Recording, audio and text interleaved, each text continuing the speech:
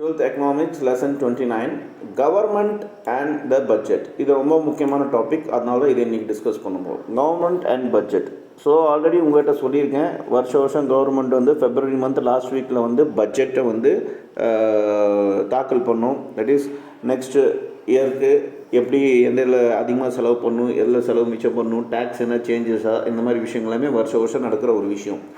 எதுக்காக இந்த budget, government ஏன் பட்ஜெட் போடுறாங்க, அதனால என்ன பெனிஃபிட், அதுதான் இந்த டீட்டெயில்ஸ்லாம் நம்ம பார்க்க போகிறோம். So in India, government budget is normally presented in Parliament in the month of February every year. Before the budget is presented, for many days there are speculations among the people about the expected changes in various taxes.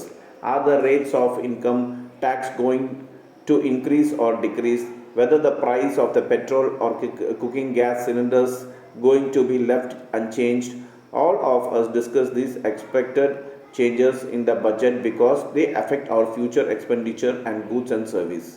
However, this may give an impression that the government budget is merely an exercise concerned with various taxes, but in fact government budget is more than changes in taxes.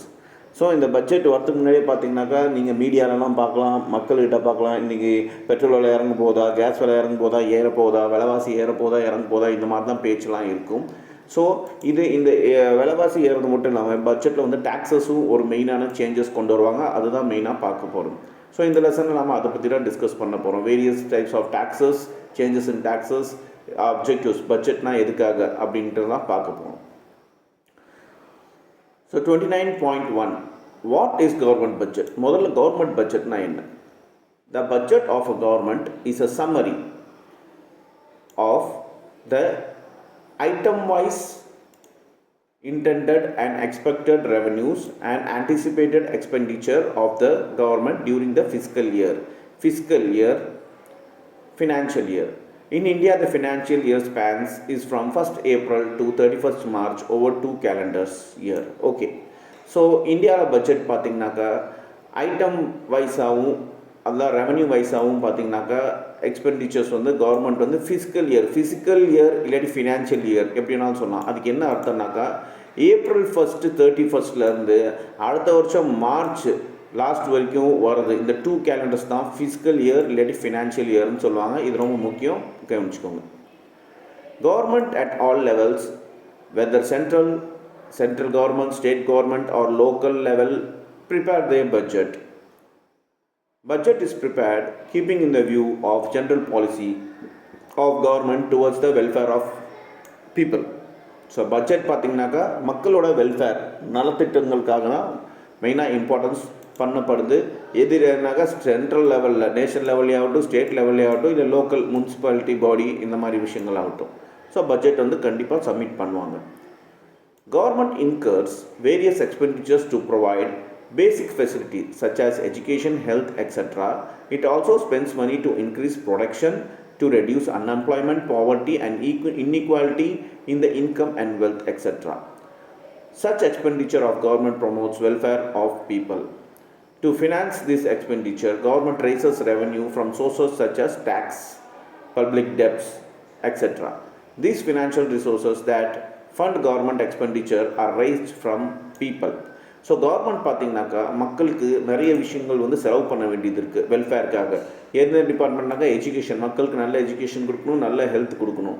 அப்படி கொடுக்கும்போது பார்த்திங்கனாக்கா கவர்மெண்ட்டுக்கு இந்த செலவெல்லாம் பண்ணுறதுக்கு பார்த்திங்கனாக்கா உங்களுக்கு கவர்மெண்ட்டுக்கு ஒரு வருமானம் வேணும். அது மட்டும் இல்லாமல் பார்த்திங்கனாக்கா அன்எம்ப்ளாய்மெண்ட் வந்து ரெடியூஸ் பண்ணணும். வேலை இல்லாமல் நிறைய பேர் இருக்காங்க, அவங்களுக்கு வேலை கொடுக்கணும். பாவர்ட்டி, வறுமை கோட்டுக்கு நிறைய பேர் இருக்காங்க, அதை வந்து குறைக்கணும். அவங்களோட லைஃப் ஸ்டைல் எல்லாமே கொஞ்சம் மாற்றணும். அப்புறம் இன்இக்வாலிட்டிஸ், அதாவது இன்கம் அண்ட் வெல்த் எல்லாத்துக்கும் சரிசமமாக இல்லை. ஒருத்தங்க பணக்காரங்களாக இருக்காங்க, ஒருத்தங்க ஏழையாக இருக்காங்க, ஒரு சில பேர் மிடில் கிளாஸ் ஃபேமிலியாக இருக்காங்க. ஸோ இந்த இன்இக்வாலிட்டிஸ்லாம் எடுக்கணுன்னாக்கா கவர்மெண்ட் தான் அதுக்கு ஒரு செலவு பண்ணி யோசிக்கணும், மக்களுக்கு வெல்ஃபேர் பண்ணணும். அப்புறம் பார்த்திங்கனாக்கா எக்ஸ்பெண்டிச்சர்ஸ், கவர்மெண்ட் பார்த்தீங்கன்னா வெல்ஃபேர், மக்களுக்கு வெல்ஃபேர் பண்ணுறதுக்கு நிறைய எக்ஸ்பெண்டிச்சர்ஸ் ஆகும். ஃபினான்ஷியல் இந்த எக்ஸ்பெண்டிச்சர்ஸ் எல்லாமே ஆகும். அதுக்கு வருமானம் எப்படி கொண்டு வர முடியும்னா டேக்ஸஸ் மூலமாக தான், பப்ளிக் டேக்ஸஸ் மூலமாகவும் பப்ளிக் டெப்ட்டும்பாங்க. அதாவது பப்ளிக் டெப்ட்னாக்கா கவர்மெண்ட்டு பப்ளிக் கிட்ட கடன் வாங்கும், அதுக்கு வட்டிக்கு போட்டு கொடுக்கும். இந்த மாதிரி விஷயங்கள் எல்லாமே ஃபினான்ஷியல் ரிசோர்ஸஸ் பண்ணுறாங்க கவர்மெண்ட் எக்ஸ்பெண்டிச்சர் பண்ணுறதுக்காக. மக்கள்கிட்ட இருந்து. The item of expenditure and the source of financing them are planned by government in accordance with the objectives of public welfare. Thus, the government takes decision on behalf of people with respect to how public money is to be spent under different heads or expenditure and how it is to be raised from various sources. This makes government accountable to people. Through legislature, parliament and various other civic bodies, people exercise their right to know as to how government is spending public money and how is raised it from them. This accountability of government to the people of country is manifested in government budget. So என்ன சொல்கிறாங்கன்னா, ஒரு government வந்து மக்களுக்கு மக்களை தான் இது பண்ணுது, பிரதிபலிக்குது. That is அவங்களுக்கு பதிலாக தான் அங்கே வந்து அவங்க வந்து ரெப்ரசன்டேட் பண்ணுறாங்க பார்லிமெண்ட்டில். ஸோ அப்படி இருக்கும்போது மக்களுக்கு எது பெஸ்ட்டு ஃபஸ்ட்டு ப்ரிஃபரன்ஸ் கொடுக்கணும் வெல்ஃபேரில் அப்படின்ட்டு மக்களுக்கு பதிலாக இந்த நம்ம செலக்ட் பண்ண இந்த எம்எல்ஏ எம்பிசி இவங்க எல்லாமே பார்த்திங்கனாக்கா இந்த பொலிட்டிஷியன்ஸ் எல்லாமே முடிவு பண்ணுவாங்க. ஸோ சொசைட்டியில் எந்த பாடிஸ், தட் இஸ் சிவிக் பாடின்னு சொல்லுவாங்க, மக்களுக்கு எந்த விஷயம் வந்து ஃபஸ்ட்டு தேவைப்படுது அப்படின்னு சொல்லிட்டு அவங்க முடிவு பண்ணுவாங்க. அதுக்கு தகுந்த மாதிரி மக்களுக்கு ஏற்ற மாதிரியே மக்கள் பணத்தை வச்சு அவங்களுக்கு வந்து மக்களுக்கு வந்து நல்லது பண்ணுறதுக்காக இந்த பட்ஜெட்டை ப்ரிப்பேர் பண்ணுவாங்க. இந்த போல்டு லெட்டர் இருக்கிறது ரொம்ப முக்கியமான விஷயம், அதை நீங்கள் படிச்சுக்கோங்க. Budget is a consolidated financial statement prepared by government or expected public expenditure and public revenue during the financial year. இது ஒரு டெஃபினிஷன். ஸோ ஒரு பட்ஜெட்னாக என்னன்னாக்கா கவர்மெண்ட்னால் ப்ரிப்பேர் பண்ணுற ஒரு விஷயம், அதாவது மக்களுக்கு எவ்வளோ எக்ஸ்பெண்டிச்சர் பண்ணணும், மக்கள் மூலமாக எவ்வளோ ரெவன்யூ வந்து ஃபினான்ஷியல் இயரில் வர வைக்கணும் கவர்மெண்ட்டுக்கு, இதுதான் பட்ஜெட்டோட டெஃபினிஷன். அது பார்த்துக்கோங்க. There are three main features of government budget. One is to consolidate the financial statement of expected expenditure and various sources of revenue of the government. Two, it relates to the financial year.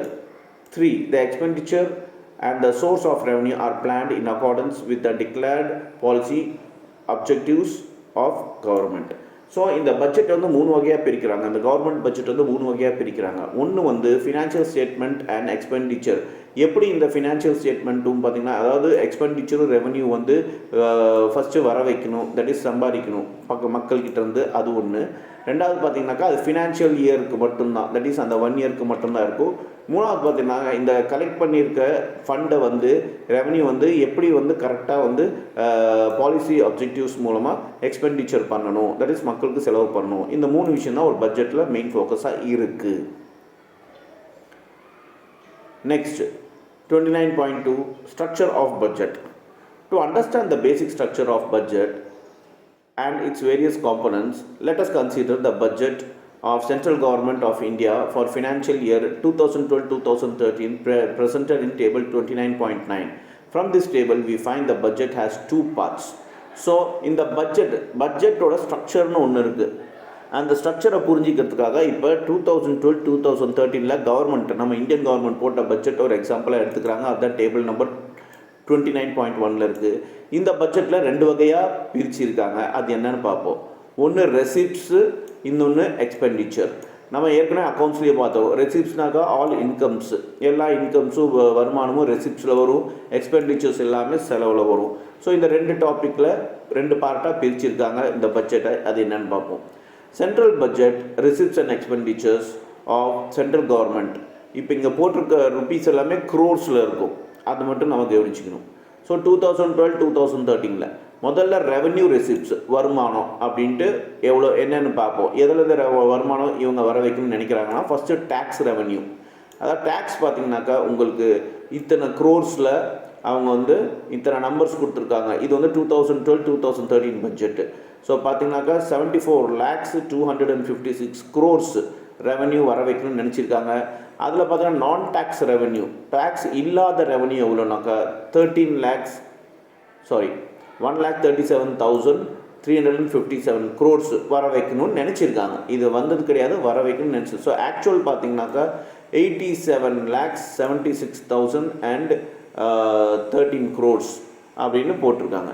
இதெல்லாம் capital receipt, அதாவது 5 + 6 + 7 கொடுத்துருக்காங்க. அந்த 5 + 6 + 7ங்கிறது உங்களுக்கு இங்கே இருக்குது. இந்த 5, 6, 7 இந்த serial number தான் கொடுத்துருக்காங்க. ஸோ கேபிட்டல் ரெவன்யூஸ் ரிசிப்ட்ஸ் பார்த்தீங்கன்னாக்கா உங்களுக்கு 53,27,000 சாரி 53 5,32,754 crores அப்படின்னு போட்டிருக்காங்க. இது எப்படி வருதுனாக்கா ரெக்கவரி ஆஃப் லோன்ஸ். ஸோ கடனில் இருந்து ரெக்கவரி பண்ணியிருக்காங்க, போன வருஷம் கடனை ரெக்கவரி பண்ணியிருக்காங்க. அது எவ்வளோனாக்கா 16,267 crores. அப்புறம் அதர் ரிசிப்ட்ஸு மற்ற வருமானங்கள் எல்லாம் பார்த்தீங்கன்னாக்கா 25,890 crores. அப்புறம் பாரோவிங்ஸ், இவங்க கடன் வாங்கியிருக்கிறதும் அதர் லயபிலிட்டிஸ், மற்ற கடன் எக்ஸ்பென்சஸ் பார்த்தீங்கன்னாக்கா 597 crores. இதெல்லாம் சேர்த்து தான் இந்த டோட்டல் இங்கே வருது. தென் டோட்டல் ரிசிப்ட்ஸ் மொத்தம் எவ்வளோ ரிசிப்ட் ஆயிருக்கு அப்படின்னாக்கா 1+4, இந்த 1ஐயும் இந்த 4ஐயும் ரெண்டு டோட்டலையும் சேர்த்துனா மொத்தம் இவ்வளோ கலெக்ட் ஆகிருக்கு அப்படின்னு சொல்லியிருக்காங்க. தட் இஸ் 14,10,367 crores கலெக்ட் ஆகிருக்கு. இதில் பார்த்தீங்கன்னா நான் பிளான் எக்ஸ்பெண்டிச்சர் அப்படின்னு ஒரு கேட்டகரி இருக்குது. அதில் என்னென்ன வருதுன்னா on revenue account of which interest payments on capital account, இதெல்லாம் கவர்மெண்ட் பண்ண விஷயங்கள் சரிங்களா. எக்ஸ்பெண்டிச்சர்ஸ் என்னென்னாக்கா உங்களுக்கு இன்ட்ரெஸ்ட் பே பண்ணியிருக்காங்க, அப்புறம் கேபிட்டல் அக்கௌண்ட்லேயும் இன்ட்ரெஸ்ட் பே பண்ணியிருக்காங்க. ரெவன்யூ அக்கௌண்ட் ஃபார் விச் எதுக்கெல்லாமே ரெவன்யூ அக்கௌண்ட் அப்படிங்கிறது விஷயத்தில் பார்த்தீங்கன்னாக்கா இத்தனை க்ரோர்ஸ் அவங்க வந்து செலவு பண்ணியிருக்காங்க. இதுதான் டோட்டல் செலவு. ஸோ பிளான் எக்ஸ்பெண்டிச்சர், இது வந்து பிளான் பண்ணாத எக்ஸ்பெண்டிச்சர், திடீர்னு வந்த எக்ஸ்பெண்டிச்சர் அந்த வருஷத்தில். இது வந்து பிளான் பண்ண எக்ஸ்பெண்டிச்சர். பிளான் பண்ண எக்ஸ்பெண்டிச்சரில் ரெண்டு கேட்டகரி கொடுத்துருக்காங்க, on revenue account, on capital account. அது எவ்வளோ செலவுனாக்கா இங்கே போட்டிருக்காங்க 4,13,625 crores. ஸோ டோட்டல் எக்ஸ்பெண்டிச்சர் எவ்வளோ ஆயிருக்குனாக்கா இந்த 9 நான் plan expenditure and plan expenditure ரெண்டுமே சேர்த்தோம்னாக்கா இதுதான் உங்களுக்கு டோட்டலாக வருது. தட் இஸ் 14,10,367 crores வருது.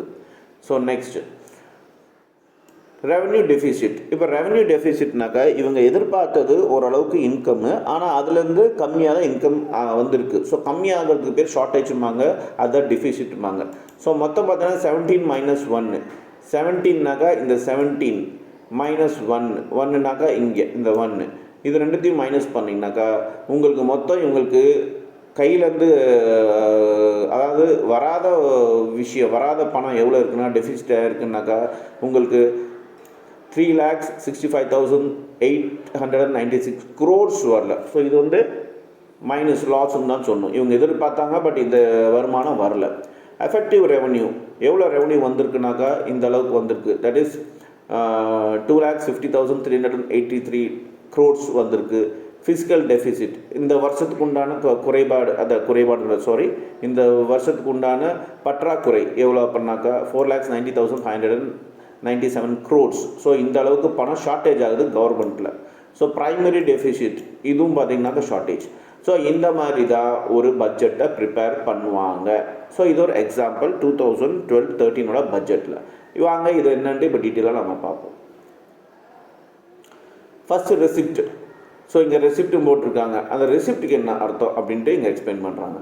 த receipt of government shows the different source from which government raises revenue.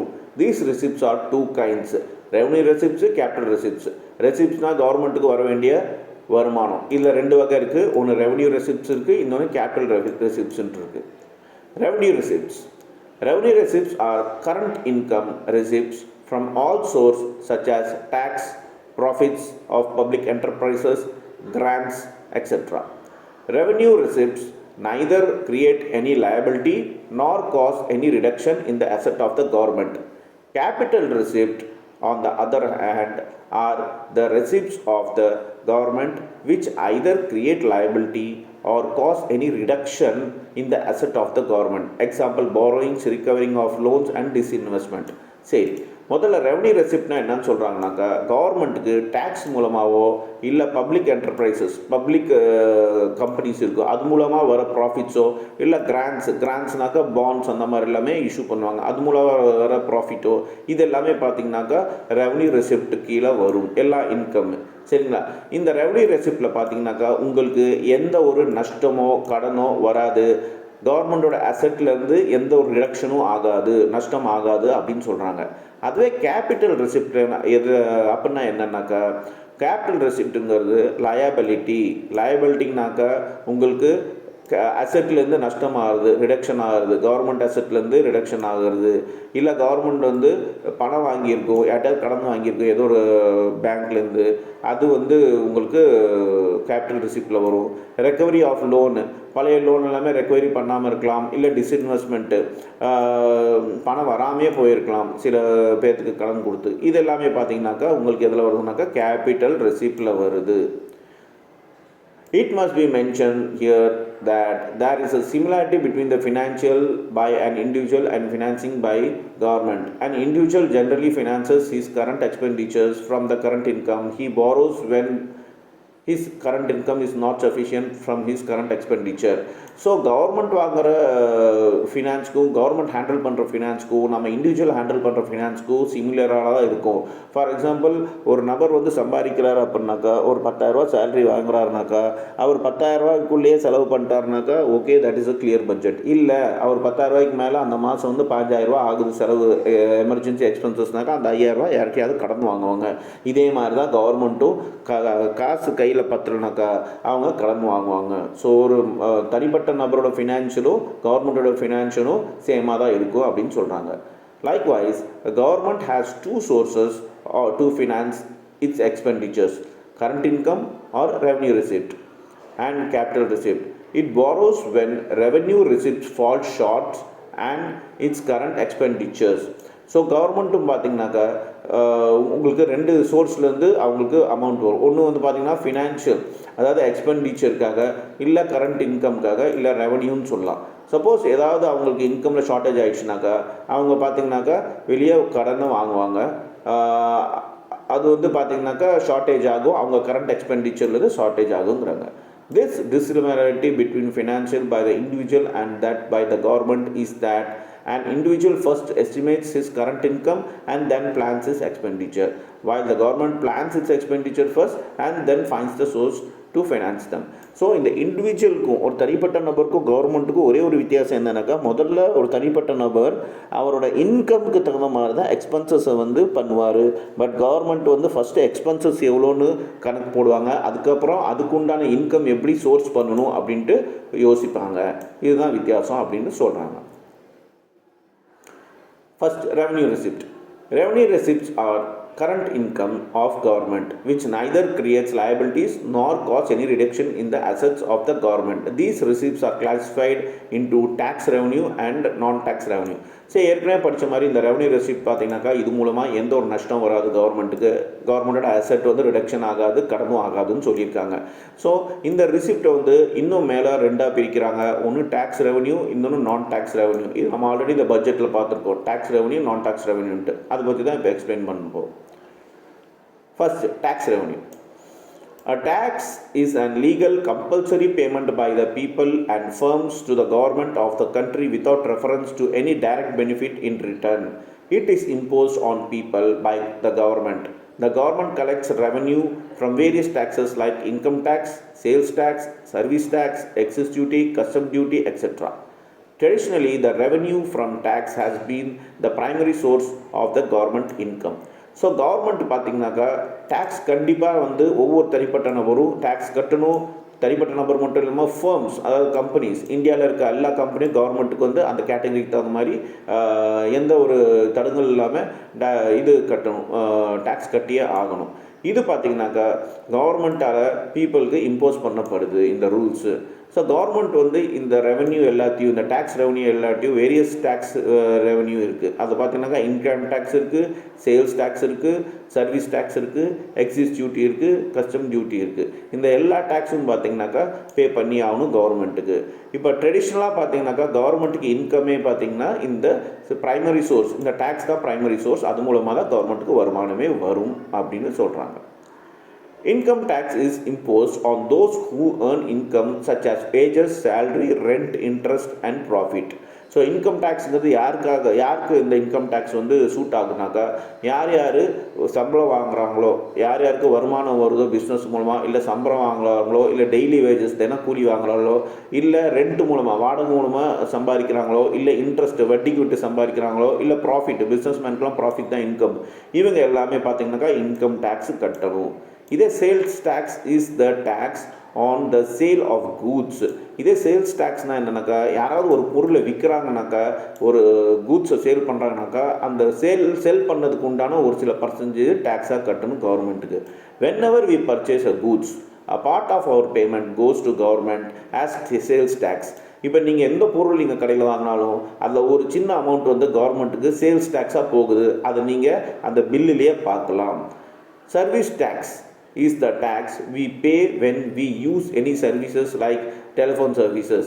So services எல்லாம் பார்த்தீங்கன்னாக்கா, நீங்கள் கவர்மெண்ட்டு எந்த சர்வீஸ் நீங்கள் யூஸ் பண்ணாலும், கவர்மெண்ட் இல்லை எந்த சர்வீஸ் ப்ரைவேட் சர்வீஸ் கூட யூஸ் பண்ணாலும் அதுக்கு வந்து நம்ம பே பண்ணுறோம். ஃபார் எக்ஸாம்பிள் டெலிஃபோனு நீங்கள் ரீசார்ஜ் பண்ணும்போதோ இல்லை டெலிஃபோன் இதை யூஸ் பண்ணும்போதோ உங்களுக்கு ஒரு சில அமௌண்ட் வந்து டேக்ஸாக சர்வீஸ் டேக்ஸாக போகுது. நீங்கள் ஹோட்டலில் சாப்பிட்டாலோ இதெல்லாமே டேக்ஸாக போகுது. Then excise duty is the tax paid by the producer manufacturing the goods.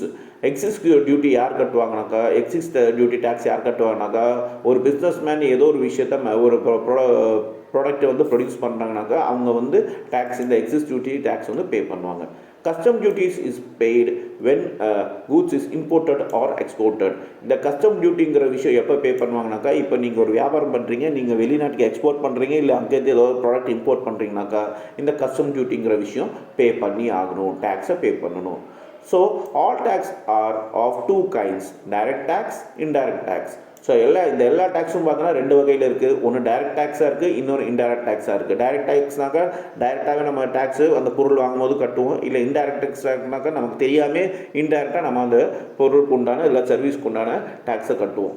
This distinction between tax depends on 1. The liability of payment of the tax to government, and 2. The actual burden of the tax. இப்போ இந்த டேக்ஸுக்கு நடுவில் இருக்க distinction variation என்னென்னாக்கா, ஒன்று இந்த tax கவர்மெண்ட்டுக்கு பே பண்ணும்போது அது liability of பேமெண்ட்டை பொறுத்து இருக்குது, டேக்ஸ் கட்டுறதை பொறுத்து இருக்குது. அப்புறம் ஆக்சுவல் பேர்டன், அந்த டேக்ஸ் வந்து நமக்கு அதிகமாக இருக்காங்கிற விஷயமும் இருக்குது. In case of direct tax, the liability of payment and the burden of tax falls on the same person. For example, income tax is a direct tax because the person who is liable to pay it also bears the burden of tax. So income tax பொறுத்த வரைக்கும் அது ஒரு direct tax. இப்போ இதில் பார்த்தீங்கன்னாக்கா அந்த liability of payment கட்டியே ஆகணுங்கிற விஷயமும் அந்த பேர்டனும் பார்த்தீங்கன்னா ஒரே ஆள் தலையில் தான் போய் விழுது. ஃபார் எக்ஸாம்பிள் இன்கம் டேக்ஸ் வந்து டைரக்ட் டேக்ஸ்னு ஏற்கனவே பார்த்தோம். இதில் வந்து அந்த ஆள் யார் அந்த டேக்ஸ் பே பண்ணுறாங்களோ அவங்க கண்டிப்பாக வந்து இந்த ரெண்டு டேக்ஸையும் அவங்க பே பண்ணி தான் ஆகணும். The burden of the tax cannot be shifted on others, but this does not happen in case of indirect tax. So direct டேக்ஸில் பார்த்தீங்கன்னாக்கா இந்த லயபிலிட்டி ஆஃப் பேமெண்ட்டும் இந்த பேர்டனும் பார்த்தீங்கன்னாக்கா கண்டிப்பாக ஒரே ஆள் தலையில் தான் உழுவுது ரெஸ்பான்சிபிலிட்டி. ஆனால் அந்த விஷயத்தை வந்து இன்னொருத்தவங்களுக்கு வந்து ஷிஃப்ட் பண்ண முடியாது. அதாவது வேறு யாராவது எனக்கு பதிலாக டேக்ஸ் பே பண்ணுங்கிறது சொல்ல முடியாது. அதே இந்த இன்டைரக்ட் டேக்ஸில் இந்த மாதிரி கிடையாது. For example, in case of sales tax, although the liability to pay the tax lies with the sellers of the goods, the actual burden of the tax falls on the buyer. The buyer and not the seller is the one who finally pays the sales tax. The sellers only collects the tax from the buyer by increasing the price and pays it to government. Thus, we find that in case of sales tax, the burden of the tax is shifted from the seller to the buyer. All the tax on productions are indirect tax because producers recovers this tax from buyers by increasing the price of the product. So இதே indirect டேக்ஸில் பார்த்தீங்கன்னாக்கா இந்த burden வந்து shift ஆகுது. எப்படி shift ஆகுதுன்னா, இப்போ நாம் ஏதோ ஒரு பொருள் வாங்குகிறோம்னு வச்சுக்கோங்களேன். நம்ம ஏதோ ஒரு பொருள் வாங்கணுன்னாக்கா அந்த பொருள்லேயே பார்த்தீங்கன்னாக்கா நீங்கள் சேல்ஸ் டேக்ஸு இல்லை டேக்ஸ்ன்னு போட்டிருக்கோம். அந்த டேக்ஸுக்கு சேர்த்தி தான் அந்த பையர் வந்து நம்மகிட்ட விற்கிறாங்க. நம்ம பொருள் வாங்குறோம்னாக்கா அந்த கடைக்காரன் அந்த டேக்ஸி நம்மகிட்ட தான் அந்த டேக்ஸை வாங்கி அந்த டேக்ஸ் வந்து கவர்மெண்ட்டுக்கு பே பண்ணுறாங்க. ஸோ இந்த இடத்துல பார்த்தீங்கன்னாக்கா செல்லருக்கு வந்து அந்த பேர்டன் இருக்கிறதில்ல, அந்த பேர்டன் வந்து பையர் தலையில் ஷிஃப்ட் ஆகிடுது. இதுதான் இன்டைரக்ட் டேக்ஸில் இருக்க வித்தியாசம்னு சொல்கிறாங்க. எக்ஸாம்பிள் ஆஃப் டைரக்ட் டேக்ஸ், இப்போ டைரக்ட் டேக்ஸ்க்கு ஒரு சில எக்ஸாம்பிள் சொல்லியிருக்காங்க. Income tax, the tax on incomes on individual, நம்ம என்ன சம்பாதிக்கிறோமோ அதுக்கு உண்டான டேக்ஸ் ஸ்லாப் இருக்குது, அது கட்டணும். Corporation tax, tax of corporate profits, கார்ப்பரேஷனுக்கு நம்ம டேக்ஸ் கட்டணும். வெல்த் டேக்ஸ், நம்ம இருக்க சொத்துக்கு வந்து நம்ம டேக்ஸ் கட்டணும். கிஃப்ட் டேக்ஸ், நம்ம யாருக்கா கிஃப்ட் கொடுத்தாலும், அதாவது சாதாரண கிஃப்ட் கிடையாது, இது வந்து டிரான்சாக்ஷன்ஸ் பெரிய லெவலில் கிஃப்ட் அசட்ஸ் எல்லாம் கொடுத்தோம்னாக்கா அதுக்கு வந்து டேக்ஸ் கட்டணும். Examples of indirect tax. Indirect டேக்ஸில் ஒரு சில எக்ஸாம்பிள்ஸ் இருக்குது. என்னென்ன? Value added tax. Value added டேக்ஸ்னாக்கா இது எல்லாம் உங்களுக்கு பார்த்தீங்கன்னாக்கா வேல்யூ ஆடட் டேக்ஸ்லாம் வேட்டுன்னு சொல்லுவாங்க. இதில் ஆடம்பர செலவுகள் எல்லாமே வரும். Excise duty, the tax on goods manufacture in factories. ஃபேக்ட்ரிஸில் மேனுஃபேக்சர் பண்ண குட்ஸ்க்கெல்லாம் பார்த்தீங்கன்னாக்கா உங்களுக்கு இது வரும், டேக்ஸ் வரும். Custom duty. கஸ்டம் டியூட்டினாக்கா இம்போர்ட் அண்ட் எக்ஸ்போர்ட் பண்ணாக்கா அதுக்கு உண்டான டேக்ஸ் கஸ்டம் டியூட்டி. சர்வீஸ் டேக்ஸ்னாக்கா the tax on service provided. So எந்த ஒரு சர்வீஸ் நம்ம யூஸ் பண்ணாலும் அதுக்கு உண்டான டேக்ஸு. சரி, இந்த செஷனில் நம்ம இதோட நிறுத்திக்கலாம். அடுத்த செஷனில் நம்ம அடுத்த difference between direct tax and indirect tax எல்லாம் டிஸ்கஸ் பண்ணலாம்.